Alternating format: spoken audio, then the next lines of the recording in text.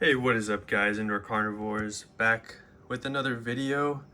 Today I'm doing the June update for my indoor Nepenthes. So I'll go ahead and get started. So for those who have been watching all my update videos, you'll see it is quite empty in here now.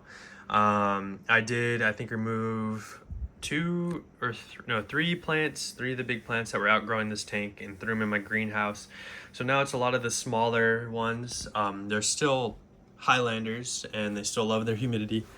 So now that I got rid of ones that were peeking out of the top past this, I put a piece of plexiglass on here, and basically this will lock in the humidity. I left a gap here to kind of let airflow still circulate because I don't want it like just being stagnant humid air.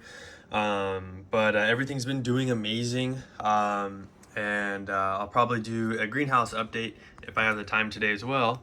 But let's jump right into it. This one will probably be rather quick just because of all the plants that I've moved out of here. So starting off with the right side, this is Nepenthes spatulata cross Jack Lineae. Very vigorous grower. I mean, you could probably grow this in intermediate if you really wanted to. I mean, it does not skip a beat. I've swapped it from terrarium to terrarium, no issue, did not bother whatsoever. It did drop a few of its pictures. I don't know if that was because it went to a higher humidity environment or what, maybe different light, I don't know. But it kept its big pictures and it's still throwing out one back here, so very cool to see. Back here, this is my, I always forget the one, it's Ventricosa cross Sibiensis cross Carunculata. It is an EP plant. So I had repotted it, and I believe in the last video, it was repotted as well, and you can see it completely dropped most of its, it dropped the pictures, but it doesn't fully kill them off. So I keep it open because you can still fertilize it. It is still active, it is still alive. It's just obviously not as attractive as it would be if it was open. Now in the back here, there is one that did open after I repotted it, and I'm actually surprised it still stayed. I can't really get a good angle on this because it's back in the corner, but yeah, it almost didn't really skip a beat because if you look, it's putting off a new one, a new tendril here, and this tendril back here is doing good. It killed off this one, I'm not surprised, and this little baby one, opened up like that. But it's, I mean, to be expected, that's what happens when you repot, so nothing to be worried about. But yeah, that one's growing really good. So next up, we got two plants right here. We have a Velosa cross Rob Cantley and a Jambon. I'll start with the Velosa cross Rob.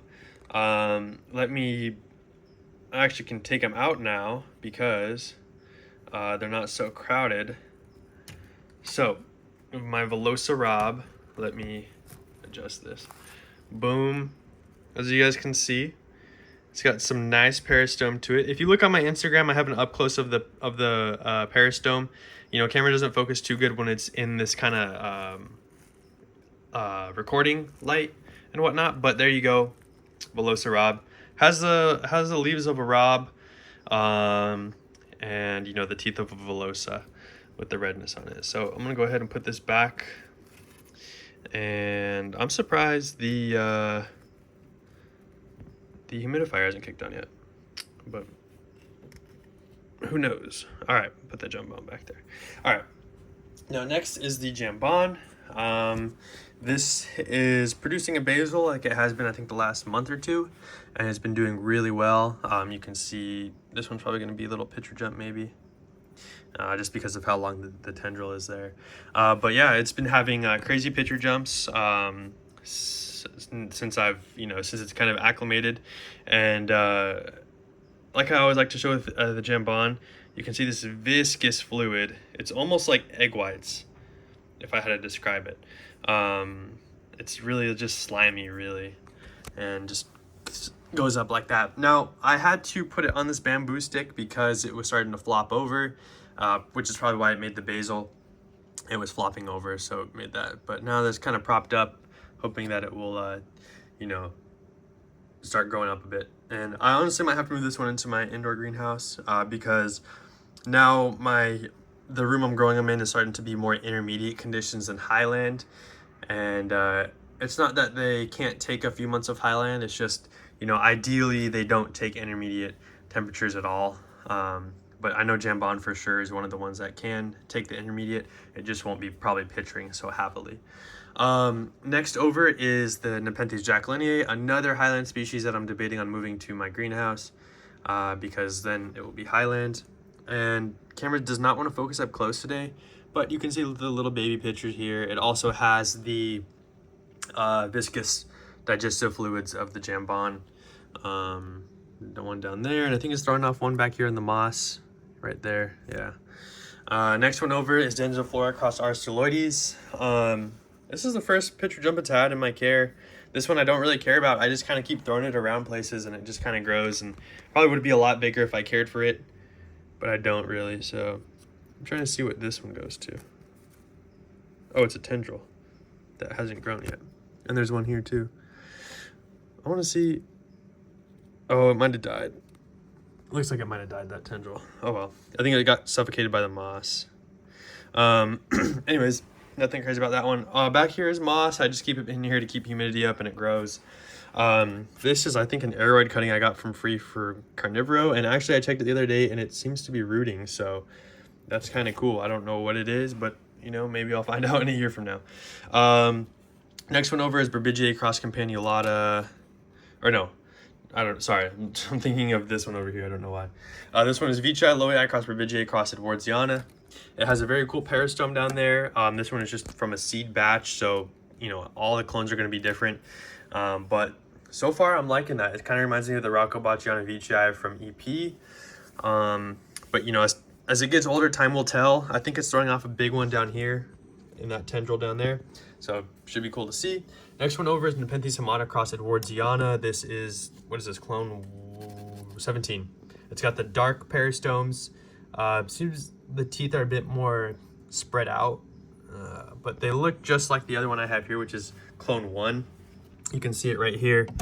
Boom. I don't know if camera wants to focus or anything. There you go. Boom. Camera focused. And that's a decent size one. I got this one a while ago, and it seems to be finally hardened off and acclimated. You can see the leaf sizes have changed. That could be, you know, it could be from the humidity, it could be from the light, but now it seems that this may turn into a pitcher. This tendril back here may turn into a pitcher, so I'm pretty happy about that. It seems to be doing well. Actually, there's also one back here that may turn into a pitcher. So I don't know, we'll see as time goes. I think this one definitely prefers highland conditions. Could probably tolerate intermediate for a few months, but not ideal. Back here is Lowii cross Mollis, or formerly Hurliana, something like that. You can see it carries the Lowii hairs on the lid and the mollusk kind of shape of the pitcher and peristome and colors of the peristome. So pretty cool. Got that one from Carnivoro. I think it's throwing off that might be a pitcher jump down there with how long that tendril is, but you know, who knows. Back here is another Nepenthes jambon. If you can't tell, it's probably, I love toilet bowl species. I kind of already showcased the other one, but this one, I think this one's seed grown from Todd's Carnivores, so definitely a different clone than this BE clone here. I don't know what's up with my camera not focusing today, but yeah. All right, back here is, what is this, Singulana diabolica? Yes, Singulana diabolica. This one carries the shape of diabolica without having the need for the Highland, ultra Highland of diabolica. So there's that. Next over is Nepenthes spatulata hamata. Got this one from Carnivoro. It's nothing special. Why'd I get it? I don't know. But the pitcher to leaf size ratio is absolutely insane. Next one over is Ventricosa alba. You can see it's throwing off one big one back here, actually. Big one. Can't really see it on camera that well, but yeah, it's not open yet. Then here's Berbigiae campanulata that I incorrectly mentioned earlier. That one's also not growing the best, but it is growing. Next one is Velosa Rob. It's a baby one I actually got off the Carnivoro auction. Somehow I convinced Drew from Carnivoro to sell this on the live Instagram auction. He sold it for 80 bucks, which is crazy because I bought this one, I think, for close to just over, I don't know, like 150 bucks, I think, something like that. So I don't know, I thought that was a pretty good steal. And it's having pitcher jumps, so I got to make sure to fertilize that soon. But that wraps up everything in this one. So I'm going to go ahead and close that. And yes, I do have little Lego mini pots of Sarracenia Venus flytraps in here. So I'm going to close that without hopefully crushing a tendril of some sort. I didn't close all the way. There we go. Hopefully. Oh, I'll come back to it. All right, next over we have I call this one the intermediate one. It just has higher humidity, warmer temperatures just because it's by the sun, that window back there. But I'll go ahead and open this up. And we'll start with, to the right, this is Nepenthes alba marginata black. You can see It gets that name because the pictures are almost a black look, almost have a black look to them. I think there's another one back there. Next one over is the Roccobaciana Vicii from Exotica Plants. I got this one from Saracen Northwest. And if you can't tell, this picture jump is absolutely insane. The last leaf it had was this one. And this one just absolutely just jumped. And it's probably going to have a massive picture on it too. So very cool. You can see that it just has almost a pure white peristome. I always mention this, but this one is literally Roccobaciana Vicii cross Vicii M. So it's this plant crossed with Vicii M, which also has a white peristome. And so there you go, you get something that looks like this. It's a flared Vicii white yellow peristome. This looks really cool. That it ends up darkening though to like this color. Next one over is my Nepenthes Red Queen. I don't think I have, oh yeah, right up front and center, boom, Red Queen right here. It's Vicii cross Maxima, I believe. Well, yeah, which makes it Nepenthes Tivii. This one here is another EP plant. It is Lowii Vicii Bridgii cross Vicii, and it's this one right here. When it opens, however, it makes this insane colored candy cane peristome. But then, yeah, it just ends up darkening to this, which is kind of interesting. And a very rigid peristome, hard-bodied and hairy. I got this Drosera, what are they called again? Petilio, or something complex, you know, one of those weird Australian sundews. They really like it humid and hot, but it's not, it has the humidity, but it doesn't have the ideal temperatures. I'll just say that. And then all right here are my cuttings of my Nepenthes, what is it? Lowii cross Vicii cross Tivii cross Platykyla. So I did cuttings of those back in October. They finally struck. Let me get rid of this cutting. And bam, there you go. It is definitely actually taking the uppers. I'm surprised it is doing that. Usually some cuttings may revert back to lowers, but this one seems to be doing the uppers, which is awesome because my mother plant doesn't even have the uppers yet because I cut the vine, so it's growing from a basil. So this one is the first one to open. I sold my buddy another one that I think probably will be opening them soon, assuming that it acclimated properly. If it didn't acclimate properly, then it probably dropped the pictures. Another one here. This one, I don't know what the deal is with this one here. It decided to throw off a huge lid, but like still develop.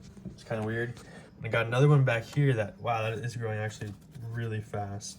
I should probably get that out of the leaf there so it kind of grows up straight. But yeah, and that's a stenophylla cutting. Dude, I've had this one since January, I think, and it has not rooted yet. And so I actually checked it the other day, and yep, no roots, so whatever. I mean, it's still alive, it looks healthy, it's not rotted, it's not mushy or anything, so I'll keep it in there for as long as I can. And that's the other Lego set. So anyways, this video ended up being a lot longer than I thought for these small amount of plants I have in here though. Yeah, guys, if you guys enjoyed, please leave a like. If you have any comments, questions that you want me to answer about any Nepenthes or anything like that, please let me know. I'll be sure to do my best to answer those. Yeah, guys, I'll catch you guys in the next video.